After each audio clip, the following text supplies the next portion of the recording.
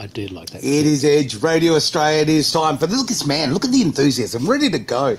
It's Jeff Bowman from Wealth by Design. Of course, we're doing Wealth by Design. We are indeed. You ever mate? Like I just saw that you were just on the front of the couch. You're supposed to be comfy and laying back, but no, you're ready to rock. No, I got fired up by Kill Bill. Oh, right. We've got a few cool things around here. It's very, very cool, mate. We like it here. Nice place to be. Yeah, so thanks once again, Aaron. Mate, absolute your pleasure. Kind introduction. I haven't seen you for a week. This is highly unusual for me. I mean, come on. Normally I'm hitting you up for advice. But this week, Catch up. Your luck. Yeah, you've kept away. Yeah, good on you. No, it's nice that you get some time off. Yeah.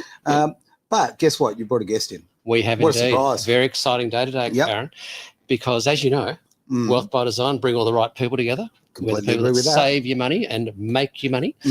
And it's about the connections for a good half of the Wealth by Design business model. Of course. And we're very excited today to get into the world of business coaching. You know, that great charlatan world that we were talking about earlier? Oh, look, as my eyes roll into the back of my head now, when I hear that, geez. Where are we going from here? I don't know. One step up from pots and pan salesman. Oh, okay. However, Nice. there's always the cream that rises to the top. I agree. And we've got Mike Johnston here today. And Mike, thank you for coming, mate. Thank you for inviting me. Yeah, it's fabulous to have you here because Mike stands out. We're going to pick his brains in a minute. Let's do it. But Mike stands out as one of the community within the Wealth by Design outfit. Sure. As being a business coach, which is a term he hates. I fucking hate it. He hates it. But there's a reason why he hates it, because I've tested a lot of business coaches over the years. I've even paid them to come in and say, look, really? What can you do? And like most of these guys can't even read a spreadsheet. Right. They can't knock up a spreadsheet. They can't read a balance sheet. And they want to charge you $2,000 a month just for high-end, how do you feel about this? Because we could talk about, what the weather is and how you're feeling. This is a bullshit that's been going around for a long time, right? A long time. Selling cars one day, they're business coaches the next. Sure. But, driving an Uber the third, yeah. And so that's why we're so excited to have you on board, Mike, because we've actually got clients that work with Mike. Yep. Mike's introduced some clients to me that are services that we can offer, but he is dealing with them, helping them grow their businesses and their successful businesses. Yep. I get an insight into what these businesses are doing. And now they're coming to us because they've got surplus funds to invest. Okay. Only because Mike here has got some fairly significant scores on the board when it comes to cranking up the profitability of businesses. So you're not going to try and sell me a used car? This is a great start, okay? No. This is fantastic. No, I've had the same experience as far as with business coaches, and it's like anything, okay? Look, there's so many people in the space, and those who can do and those who can't teach. I always love that saying, I really do. But then again, there's always the cream that, as you said, rises to the top. And there is a very distinct difference. We're not here to hold hands and sing Kumbaya. We're here to make our businesses stronger, right? Yeah. Yeah, look, if you've got a burning tin can sitting in your backyard, Kumbaya is not going to do it. No, that's right. That's right. It's like you got to put it in the fire. Yep. Look, I kind of stumbled into the industry myself. Yeah, tell us how you got started. Yeah. Well, a bit of background before you got into helping businesses increase their performance by 80% and all that sort of stuff. Look, I was introduced to, I guess you would say, coaching as a methodology for management. Okay. So I was introduced to NLP and Tony Robbins in the early days by my mentor working for a big business. Okay. And so I only got into business because my dad had like 5 businesses when I was growing up. And none of them were successful. Oh, okay. And it's because he didn't understand marketing. He didn't understand the business side of the business. Like he was very good at being the mechanic or doing the thing, building the home. Mm-hmm. But in terms of the rest of the business, he just wasn't very good. And so I went off and, when you're in high school and you can finally choose your own subjects that are chosen for you, I chose a bunch of business ones because I kind of at some point saw myself helping my dad. Gotcha. And I was not good at school. My 2 best subjects were art and recess. Right. It's like that we could have been brothers. That's what I was good at. Undiagnosed HDAD, or what do they call it? Where you can't concentrate for more than a microsecond. I used to get sent once a year to get my ears tested because I was a daydreamer. Right. And then I figured out how the ear testing thing worked. And so I figured out the sequence to it. And I tested off the scales to the point where they're like, there's no problem with his hearing. And I remember explaining it to my dad on the way home, how I'd figured out the test. Yep. And I don't know if he was pissed at wasting the money or he's proud that I'd figured it You're out. beating the system. Look at Because that, I was yeah. 8 years old, right? Oh, So, but when I got to high school, I started doing business. It just made sense to me. It like really tied into my creative side, Mhm. but also my need to do things in a practical order, right? And so it just, the two of them came together. It was like, even business math you can be creative with, up to a degree where you go to jail, but like you can be, you can be somewhat creative. As you are keen on that, but okay, yeah. Look at the ATO, like there's a bunch of stuff it like suggests maybe you shouldn't do, but it doesn't exclusively say you shouldn't do it. And that's those gray areas, right? Whereas like in math, there's no gray area. It's so I kind of got into that, and then I got into the corporate world because anybody that does business in school, that's kind of what you get pushed towards. Sure. And then even within that, there was an entrepreneur in me that didn't want to do what everybody else is doing. So I was always building up my own business units. Mm-hmm. So I worked for Chandler Macleod, and I built up their construction and engineering side. Right. And is that in Canada? No, Chandler Macleod is one of the biggest Australian companies. So that was while I was here. That was in Australia. So I built up one of their divisions. I've just worked for these I've been lucky to work for these quite smart, big companies. And then one day, my wife was like, we just had Caleb, my oldest. Yep. And she was like, I don't want to put him in daycare, but I want to go back to work type thing. And I was like, I'll do it. I'll do daddy daycare. And I stayed home, and I'd started my first ever business. Good on you. And I was kind of talking to people because I didn't know what I was going to do. I was out talking to people, and I was such a workaholic that I was talking to my old clients, just called them up randomly. I'm like, yeah, you're not my client anymore, but I thought I'd pop by for a coffee. And they were all just telling me the problems they were having in business. And I was giving them tips and advices how to get around it. And one of them went, you should do this. I was like, do what? And they're like, give people advice. He's like, if you did that, I'd pay you for it. He never did, by the way. But he did set me off. And then I went to a networking meeting at BNI. And at the end of the meeting, after a very convoluted me trying to describe what I did, one of them came up and said, we're looking for a business coach. And I was like, I don't know any. And they're like, that's what you are. And I was like, I was a sports guy. So the idea of being a coach for a business kind of was like, yeah, all right.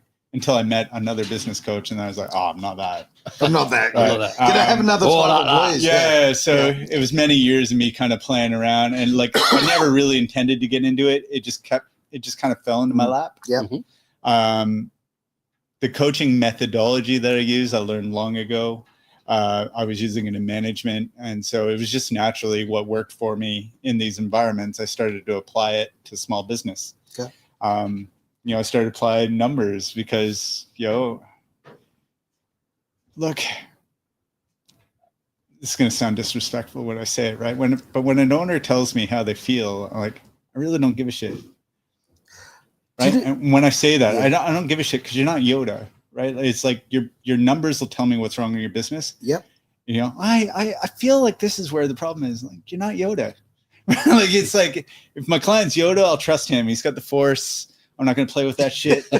Right. But like the rest of the time, I'll trust your P&L. Like, I'll trust what the numbers say, because business and money are man-made constructs, meaning they're predictable. Mm-hmm. Right? Like me, if the three of us sit around and we imagine what a house looks like. Sure. Right. And we all draw one on a paper and we don't show anybody, there's a very good chance that we're going to draw something that looks very similar to one another because it's a man-made construct. Mm-hmm. But if we imagine what love looks like, very good chance those are completely different constructs because they're more spiritual.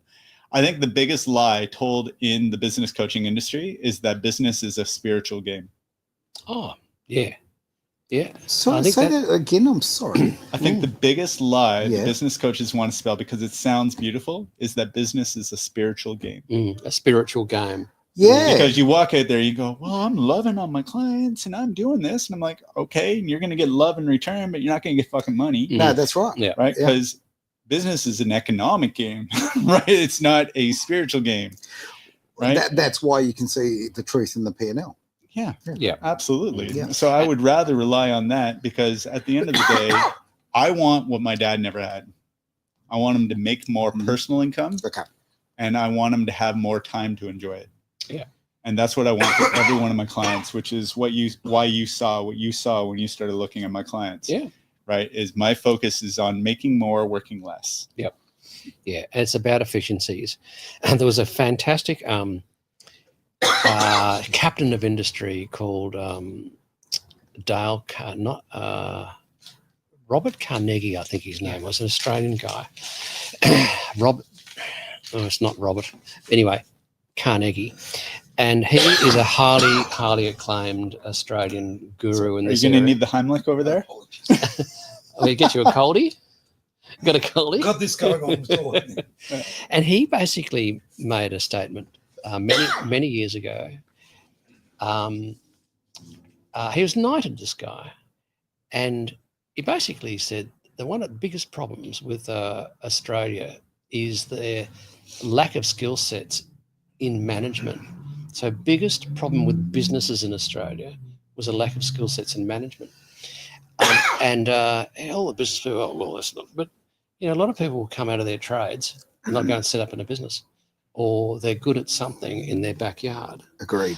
And away they go in business without any formal 100%. training, or with any, they'll get zero going, and there might be good salespeople or good mechanics or whatever. And I think it was a very, very, very, very valid point this bloke made, and he still makes it today. He's an elderly statesman now. But a lot of the stuff, of what I can gather from your clients, because now I know a few of them, is that you will actually get into the nitty gritty. I'll get my hands dirty. Yeah. You get your hands dirty, and you know about balance sheets, you know about cash flow, you know about marketing. That's rare. A lot of the other guys are about sales and marketing, the so-called business coaches. They've got no bloody idea of how the numbers work. They can't even knock up an Excel spreadsheet. Oh, they think marketing is a creative venture. It's Well, not. Yeah. It's a numbers venture. Yeah, Look, it's about the numbers. Yeah. I want to bring up this point. Oh, there we go. I've just made it disappear as I hit the old button. But this is from Anthony Rasper. Fantastic to see you, Anthony. Really great to see your comments there, mate. What's the top 2 marketing strategies you tell your clients? All right. So we got to put some definition around strategies, right? So in terms of overview, it's message and market, right? So it's message, market, channel. That's really how you make money. So if you're looking at a high level strategy, that's really what I'm talking about. So when I'm talking to a client, I want to make sure that their product, the message they're talking about their product, it aligns with what their clients want. Okay. Right. So if you can do that well, it becomes infinitely easier to reach and convert and bring people through. Okay. When I talk about strategies, though, I'm talking about how you reach out to people, and that's different for every client. I wouldn't say there's a top 1 or 2, but I think where I see people go wrong is they try to go too general. In an effort to not miss anybody, they go super general, trying to grab everybody, and that's a mistake in marketing. Yep. Because Agreed. like you take the average business that's out there promoting on social media, for instance, right?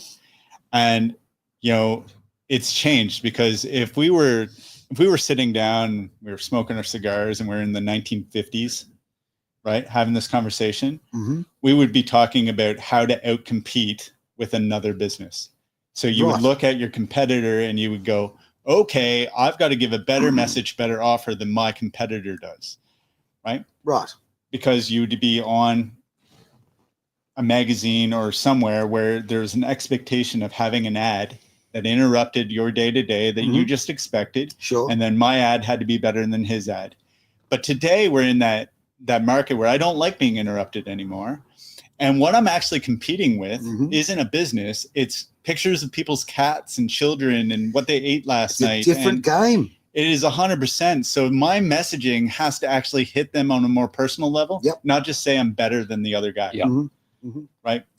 And really what matters to people at the end of the day, this is an answer, Anthony, what matters to people at the end of the day is they have a problem that they don't really want, or there's a result that they really want that they don't know how to get. Okay. Right. And your marketing message has to hit that. Okay.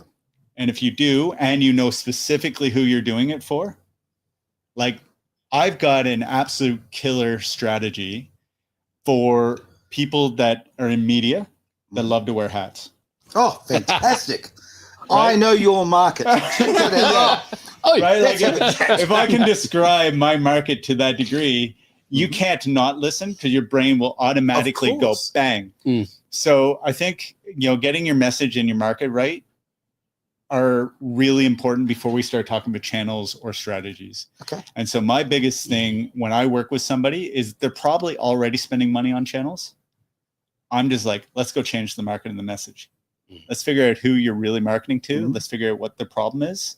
And let's go solve it. Or let's figure out what problem you're really good at solving. And let's go figure out who has it.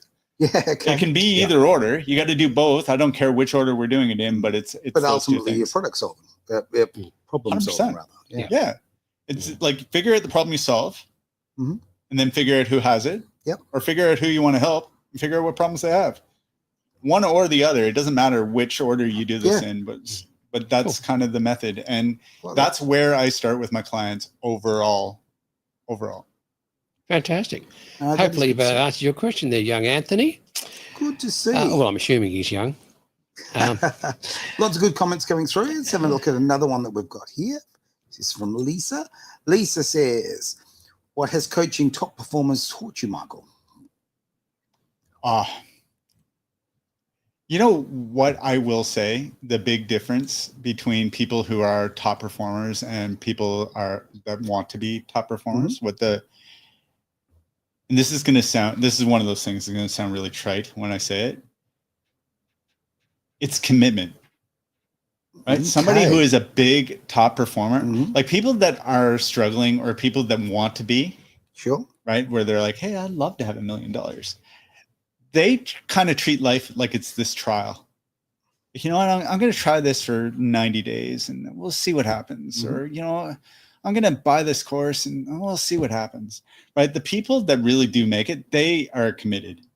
Like it is easy to commit to something on a good day. Mm-hmm. Like when time's gone well and your That's schedule's right. gone to plan and, the birds are singing, you got your own theme music. It's fucking easy on those days to commit to what you're saying. But can you commit when you don't feel like it? Can you commit On the when tough there's other days. shit going on? Yeah. It's like the people that are the top, they do it when it's a bad day, right? They do it no matter what because they are Consistency. committed, Relentless. right? Yeah. They just they go through, and I mean that's one thing I picked up from working with them. Okay. That's kind of I brought that into my own life. It's just like pit bull determination, committed. And pit bull, when it locks onto your pant leg, it's better to cut off the pant leg. Like it's not letting go. Hey, it's better off to cut the leg off. Yeah, they're not letting go. Yeah, They log it's on. like they make it, Mhm. right? And they're that committed that they don't worry about what could go wrong. Yeah. Right. And it's not that stuff doesn't go wrong for them. It Of course certainly not. does, but it's a matter of going through. So like if you take life like it's this 90-day experiment, right? 90 days at a time, you're probably going to have a great deal less success than somebody that just goes, I'm making 100 million and I'm going to figure it out along the way. Yeah. Yeah. Bite off more than you can chew and chew like hell. I Chew always like love hell. that saying. Dead right. What did Jim Rohn say? Jim Rohn had a great line where he was talking about the difference. He's like, any sales guy will get out there on a sunny day. He goes, but the minute it's a rainy day, most of the salespeople go, can't expect me to sell on a day like this. It's raining out. He goes, but the really good ones, they go, what a great day to sell. It's raining out. Everybody's going to be at home, especially the other salespeople. It's like, yeah, can you do it when you don't feel like it? Yeah, especially those salespeople. See the I didn't see opportunity. that coming. Yeah. Okay, Mike. Look, everyone's got the top 3 questions. Like, what are the top 3 questions everyone asks? My question to you is, are there any questions you would like these people to ask you that they don't? Look, there's 2, and I'll start with the one that's probably closer to home, right? Okay. And this can be taken on 2 levels. When I say this, right, you can take it on a very shallow level, but I want to take this a bit deeper. So the first one is, can you actually deliver on what you say you do? And now I'm going to start with the shallow side of this, right? Because there's a lot of people who are like, hey, I'd like to help people with money.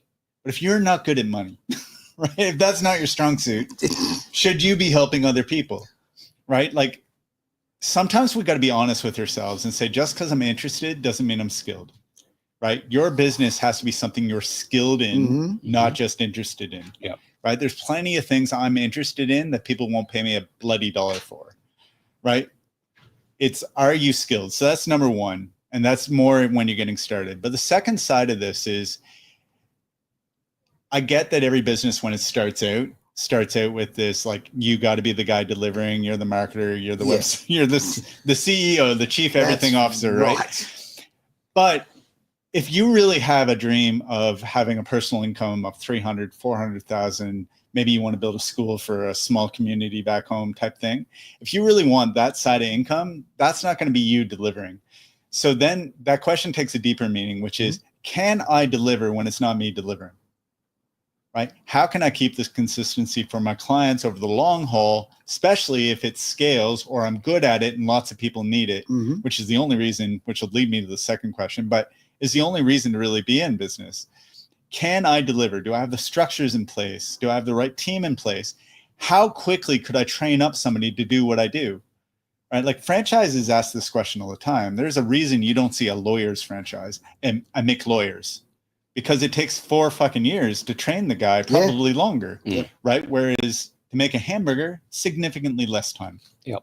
Right. So how can I deliver on this over time to get what I need from it?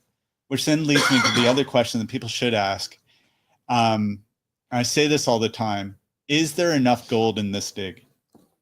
Gold in the dig. Yes. Is there going to be enough gold in this dig? I suppose that really depends on your goal. That's 100%, Yeah. right? And people just like, look, I'll just keep digging. I'll be happy with what comes up. But then you're 65, you got $80,000 to your name, and you got to live on that the rest of your life. Like, it's like, is there going to be enough gold? Like, is it going to be worth the dig? I'm gonna spend my life. I'm gonna spend 20 years, 30 years, 40 years building this thing up. You know, some nights working through the night, other nights, you know, maybe I get a break. It goes a bit easier for me. But is there going to be enough gold in this? And there's like a basic litmus test, is like, how many people have this problem? Yes. How many people can I reach? What is the price point or the price tolerance on me solving this problem? Right. And then how hard am I going to have to work? What am I going to have to sacrifice? What's the risk I'm going to have to take in order to meet that challenge? And is the gold at the end of it going to be worth all that? Yeah.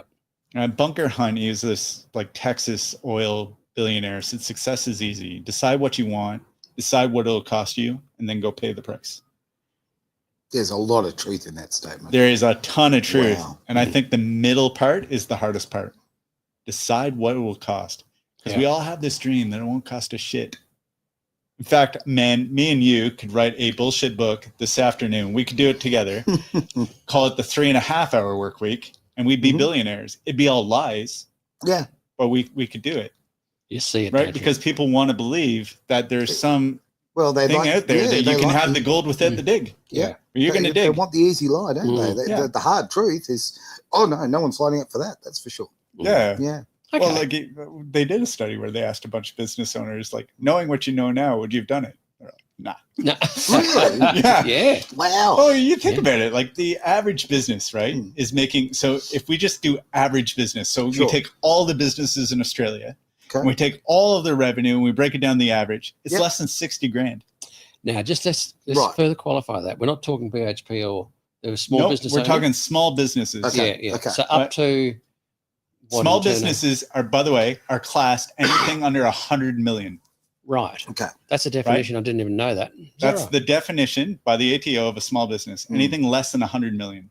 Right. Right. So I take all those businesses, all of them, and I run them over the course of the year, and the average dollar per business is $60,000. So you'd make a lot more driving a bus. You make a lot more of the job. Yeah. Right. So when you consider that's the average, it's not hard to believe that if you went to somebody, knowing what you know now, would you do it all? It's not hard to believe they go, no friggin' way. No. I took on all the risk. Sure. I took on everything to make less than I was making with my previous employer. Yeah, he's an asshole, but at least he paid me for my holidays. Yeah. Right. And he put my money into boss doesn't. Yeah. And he put money into super. Yeah, they haven't put any yet. They haven't put any money aside in any shape or form, super or otherwise. Yeah. right? If you take then let's take out then all those businesses that never got started, right? So all those businesses that never figured out the first step, which is what am I offering in the marketplace, and let's get somebody to buy it. So let's just get rid of all of them. Okay. And you can be one of them in Australia for 3 years, right? Before they start questioning your ABN, right? So let's just get rid of all of them. Now the average is only 274,000 of all the businesses. Really? Right. So if you walk around and we go out there and we pluck a bunch of people, entrepreneurs off the street randomly and just go, you, what's your dream? You're going to hear 1 million more often than not. And only 3% ever make it to 1 million. Is that right? So The 3% average in profit turnover. We're in not talking Australia about is gross profit. or anything. 7.9%. Yes. So they're thinking top line. They're going 1 million top line. The average profit in Australia is 7.9% net profit. Their business, yeah. Bottom line, right? So I make $1 million. That's only $79,000 in my pocket. Right, which is taxable. But I've taken Because it's taxable. It's salary, right? Yes. Good point. But I've taken all the risk. Yep. I'm the one carrying everybody. In fact, the majority of the people working for me make more than I do. So essentially, on those terms, you'd have to have a $3 million turnover to be viable. Well, no, that's not true. The reason I think people do is because they chase that ever-ending top line. They think top line is God, right? And they're not thinking about the profitable structure of the business. How do I deliver on this? How do I do it? And what they're often copying is the corporate world they came from. Sure. Right? And so they're spending all this money and they haven't really figured out what they want. They just know they haven't got it yet. So hire more people, get more sales, find more leads, right? Like those are the questions I do get asked. It's like, can you help me find more leads? Can you help me get more sales? Can you help me find more staff? It's like, I can do all of that stuff, but do you need it? I'm telling you, like 90% of the businesses that are spending all this money, $3 to $5 grand on leads, don't actually need that many leads. They can't get back to them. Right. Yeah. Right. Complete false economy. Yeah. 100%. And they burn them. They burn good leads. And you're like the minute, like, you know, we can do this. So like in the minute on the radio, we talk about growing a business, everybody's brain immediately goes to marketing. Okay. And I'm a marketing guy. Yeah. And I'm saying most of the time, the good news here is most of the time you don't need as many leads as you think you are. What you need is conversion. Yeah. You need conversion, but you actually don't need that many. Like if we're talking to a service company and you're making, let's say $2,000 on a retainer. Okay. Right? You only need about 20 clients and you're pulling in personally probably $240,000, $360,000 with no upside. But what you end up doing is you spend all this money trying to get all these leads. You got 1,000 leads. Now I got to go hire staff to take care of them. Yeah. Now I got to go do it. And they're, of course, not converting the way I would convert because I haven't got systems or processes. I haven't figured out that delivery question I just asked you. So now they're not converting at all, but I'm still paying them wages. And my net profit is just dropping because I'm chasing this top line that I never wanted in the first place. So part of the work that you do you actually teach people the systems? Yeah, 100%. So the first thing I will do is go, what do we want? My focus, like I said, is to make more, work less. And often what we're taught this is why I don't like the coaching world. Often in the coaching world, the suggestions and the strategies they give people do the exact opposite. They make less and work more, right? And, you know, look, there's probably, you know, an entrepreneur out there that wants to be the next Apple. Yeah. You know, the next, and they are going to be, let's scale, like, let's really get that top line. But the average business person out there didn't get started in business because they found this niche that they thought could be a game changer. They got into business because they wanted more money for their family, or they wanted to be able to live a lifestyle, you know, that they couldn't get working for somebody else. And that's right. That's so there's a misalignment with the strategy to what they actually want. Right? There's this, like, we treat everybody like they're the next Steve Jobs when that maybe not their goal. And so I start with, like, what do you actually want? And yeah, the large majority of the people I talk to, they don't actually want to be the next Apple. They just like a really good, you know, financial outcome for their family. And they like enough time off to be able to live that lifestyle. That's exactly what I was about to say. The life balance there. Okay, the life-work balance is so important, and I think that's what a lot of people in business are trying to achieve, which is hilarious because obviously when you put yourself in business, you just work more and more and more hours. So, yeah, look, and it's like I work in nights, right? But it's because I like what I do. Yeah. Right. So to me, I would rather spend a time working on a marketing campaign than watching Netflix. Agreed. Right? And I don't aim for balance. I think it's a hoax. I aim for integration. Okay. Yeah. So, for instance, just outside of here is my 3 kids. Yeah. Right. In the and other it's room. Because of school holidays, and they join dad anytime. They've sat in my events. They've been on coaching calls. In fact, my daughter helped a woman figure out her business, like what her business vision was. My daughter actually participated in that thing. So what an education for them. Yeah. Life. There's so much they're going to learn being a part of that. Of course. Like my dad would never let me in on his businesses. That's why I went and studied at school. I thought it was because I didn't know what I was doing. But I think he was trying to protect me from the disappointment he felt with how they went. Makes sense. And for me, I want them to be integrated. Whether I do it right or I do it wrong, there's still a lesson in it for them. And there's so much more than you'll learn at school. So, no doubt about that. Yeah, and I think one of the integration pieces that these very good coaches like Mike adds is, let's get the business cranked up, because you can't rely on the business to be your sole superannuation payout. Correct. And it's a fault that I've experienced over the years, and Mike will agree or disagree, but as a general rule, there's so much focus spent on, the business is my super and my retirement because I'm going to flog it for a fortune. Yeah. And that may happen, but for God's sake, hedge your bets and have someone like, Mike help you improve your bottom line, get you on a decent salary, get decent distributions out of your business, because then a coach can't deal with the profits. That's not his job. His job is to create the profits, right? And so that's when other people can come into the mix. Okay. Well, that's what we do. Yeah. We've got our mob that deal with the money and deal with the tax and deal with the risk and the liability, and provide education and training in the wealth stakes with funds that are created by people like Mike, because then you've got 2 bob each way. The business may well be a bloody great success, but you've got your bloody super up to $500,000 and up to $1 million. And you've maximised all your tax deductions, which no one seems to know about, which is incredible. Which, once again, can I just elaborate on that? The number one cost that any business person has. So if you're an entrepreneur and you have 2 versions of this, right? The number one cost, if we were to survey people right now, most people would be like, "Oh, my staff." Nah, it's your tax, and not by a little, not by a lot, by a multiple of 100, right, over the course of your life, because you're getting hit on a personal tax and a business tax, right? And you don't even know how it works. The average business person doesn't even know how that works. And to me, to have something that's that big and has that much impact and you don't even know what it is crazy. That's a big concern. One of your greatest costs in business is tax. And that's so nice to hear you say that, because it's the truth. It is. It's not one of the. It is the. You take every other cost you have in your business and you put them all together and you put it against what you'll pay in tax over the life of your business, and it's not even close. Yeah. This is the reason for these kinds of conversations. Education.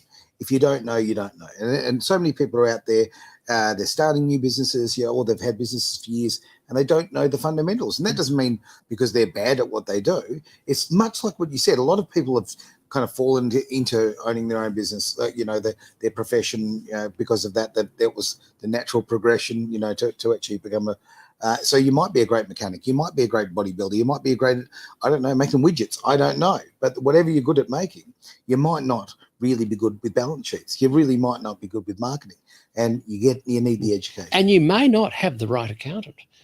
We've found this, where you've got an accountant. Often they're great, but often they're not, and they're missing stuff. I tell my clients there's 2 types of accountants out there. There's 2, and they both have nice families. Yep. And they wear nice suits, and they're nice people. But one works for the government, and one works for you. Oh, and I'm like, jeez. If I'm paying them, Which one do I want? I want the one that works for me. Yeah. Yeah. That is a brilliant point. so spot on. Yeah. And we've had, and the one, how you tell is the one that works for the government is very black and white about everything.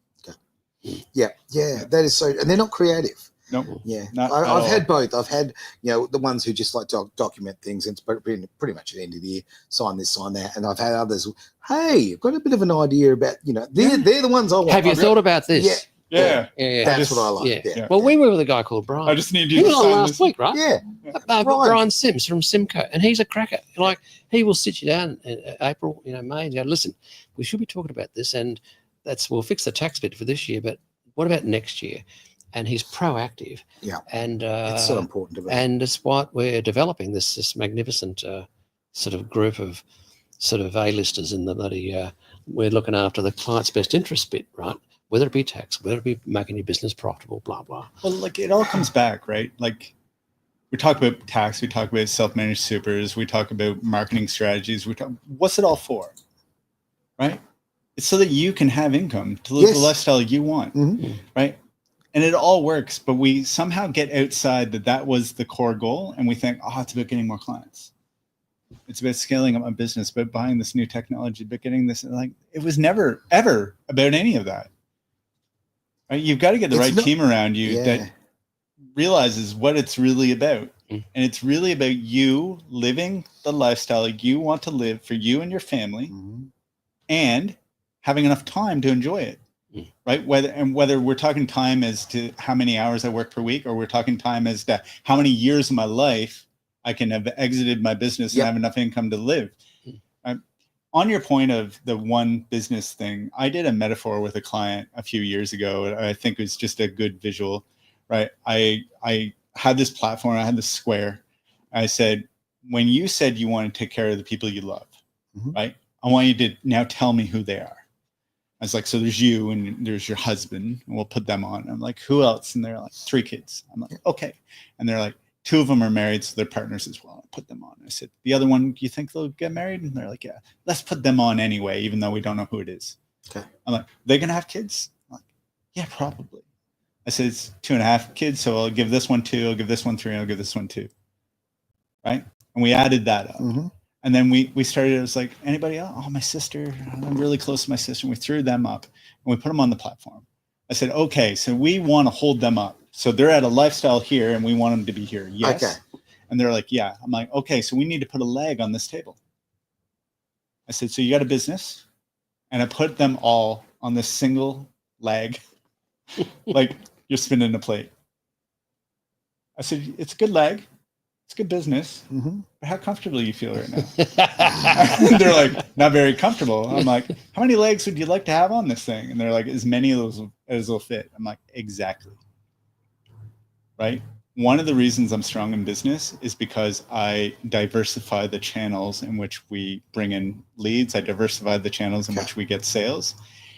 Like, most people treat business and treat money and treat retirement like they're at a roulette table. Interesting. And they sit in there going, I'm going to put it all on 19. Put everything on fucking 19. Now, of course, when I'm talking about roulette table, you're sitting there going, that's absurd. But isn't that what they're doing? Right? They're like, I'm going to put it all on this business. I'm going to put it all on 19, and I'm just going to hope it pays I have never thought of it that way. It's so on point. It really is. Yeah. And I'll give you a very, this is my little reference about you, that something I picked up today. Because I came in with very much the attitude of, oh, God, I'm sick of bloody business coaches, right? But I tell you what. What's Jeff doing? What's he up to? Come on, he's lost the plot.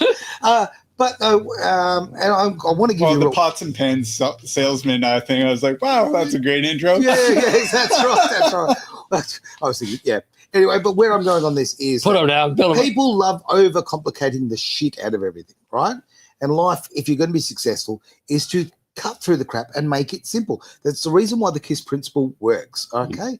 And that you've nailed it, mate. That's the thing. You're not looking at fluff. You're not trying to make it all sound much harder than it is. You're cutting to the core of it. That's really important. Yeah, no, very good point, Aaron. I think it's like, because a lot of what we talked to today is probably going to anybody listening is going to feel really disheartening, right? No. And one thing I will tell people is just on that point. Mhm.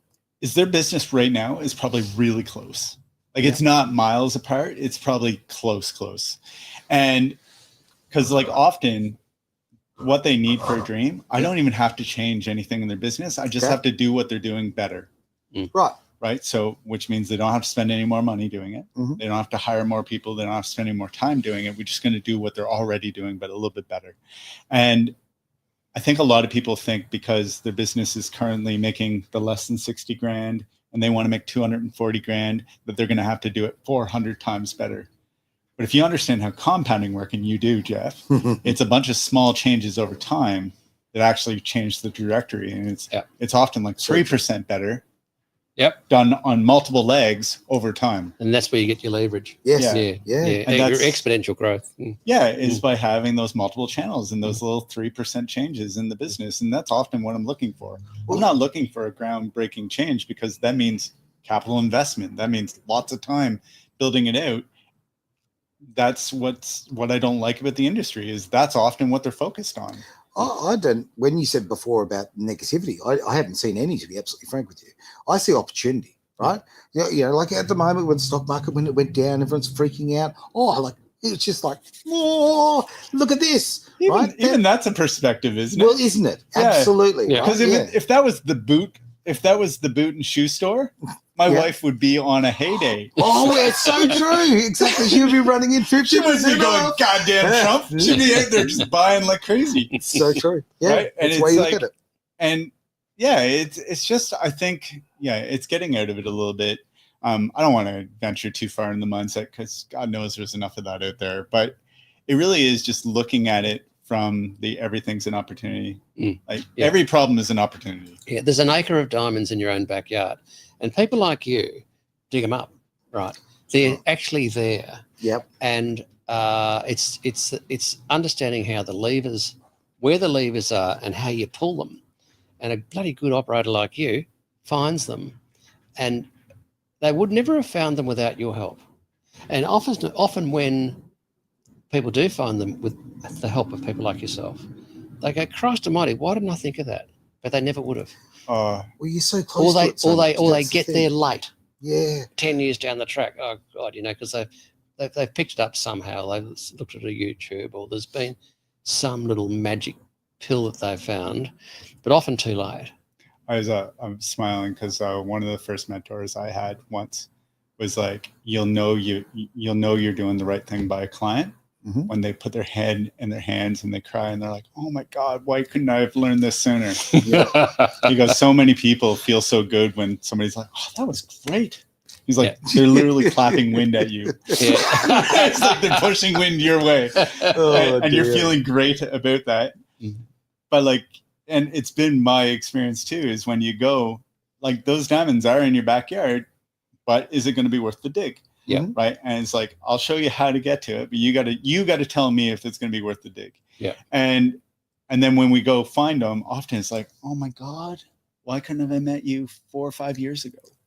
Why couldn't I have done this like 10 years ago? Like imagine how many diamonds I'd have now. Like it was just, that's how you know you've leveled up as a business owner. Sure. Is when you go through that moment of going, oh my God, this wasn't as hard as I thought it was. Why couldn't I have done it? And there's this enormous leverage piece in all of this because I think in terms of, look, someone needs to do some radio advertising. They see this gig, they're developing their business, and Mike goes, well, your business needs a bit of radio advertising. Oh, well, the Edge Radio crew probably need to talk to the advertising department, right? Of course. But then you go, but there's something else going on here. Oh, what is it? Mike will find out that because he can read the numbers. Yep. And they're grizzling about paying too much tax, and they're going, we've got a lot of tax in. Mike goes, your super balances look a bit low for a business that's turning over this. I had a woman in today, and if she'd seen me 20 years ago, she would have $1 million in a super fund today instead of 600. And it was one simple bit of magic that she didn't pick up. She never had a financial advisor. Yep. Right. As most do. And it was just like, why didn't you start salary sacrificing super over and above the employer contribution, and we turn around and said, if we do this, this, and this, we can save you 30 grand in tax this year. Did she smile just a little bit? She went, oh my God, 20 years I've been doing this wrong. She was like, oh no, God, it's a disaster. But it's not a disaster. We can go back 5 years and we can pick up the baton. We can run from here, because you're not going to die till you're 90 and you're only 54. So this is a major project. So we've got 40 years. Yeah, especially now that you're not stressed out about tax. Okay. And if she's got good super and she's 54, give me a call. Yeah. Oh, that's fantastic, guys. I've really enjoyed today. In fact, we've run quite long today because I think there was so much good information. Yeah. Really was fantastic. Yeah. And we only bring in the best guests. We do, You mate. know that.